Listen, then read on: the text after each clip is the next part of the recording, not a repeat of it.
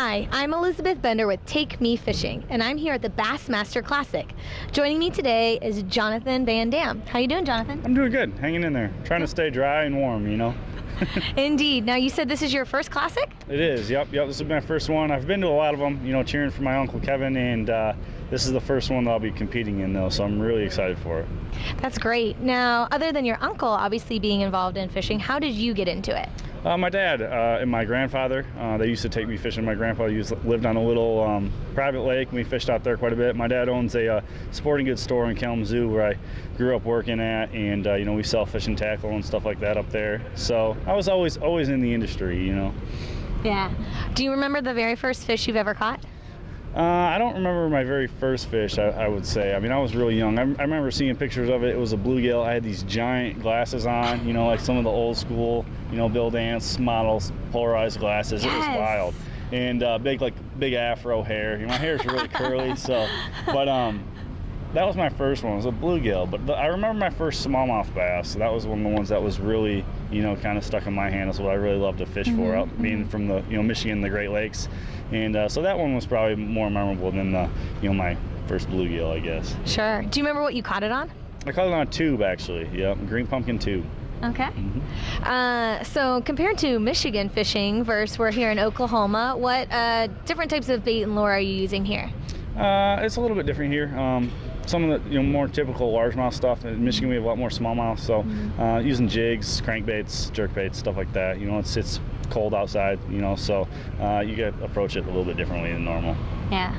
So when you're not in a tournament like this one, for example, how often do you actually get out to fish on just a hobby kind of basis? You know, I don't go that much really.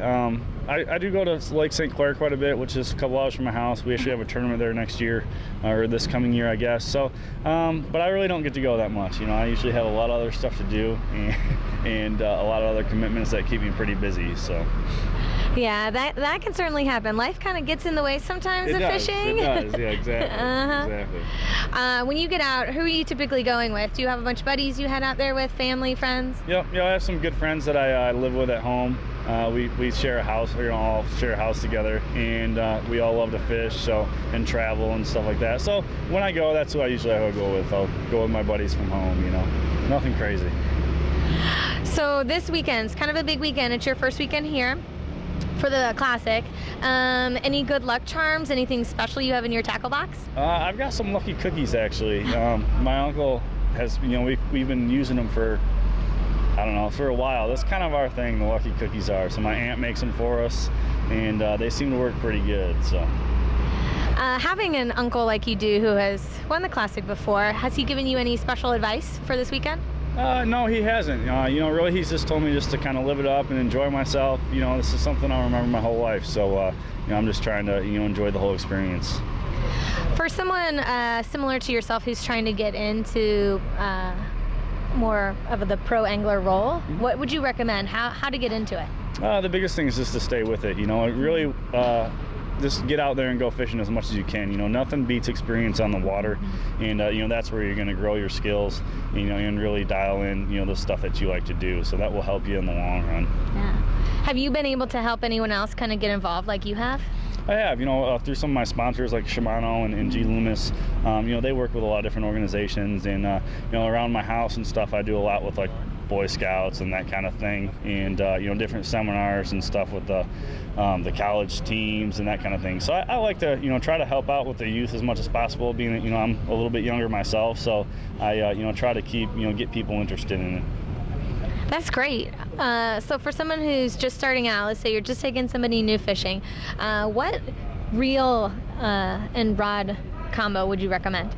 I would go with a Shimano Sedona, probably just a spinning reel, and you know, a 6.6 medium rod. Something just kind of an all-around, you know, you'll be able to catch bluegill, bass, you know, pike, whatever it is you're looking for, you know, it should be able to handle it pretty good. What about for our first time fishing for smallmouth bass? Any particular lures or bait to recommend? Any sort of drop shot or a tube. Tube's probably the best thing. You know, it's pretty hard to beat. They seem to really, you know, really like that kind of bait. It's something that I still use. It's kind of old school now, you know, with all the drop shots and stuff that are around, but it's still a real good bait. That's great. Well, we wish you luck this weekend. Thank you. I appreciate it. Yeah. For more information on the Bassmaster Classic, visit us at takemefishing.org.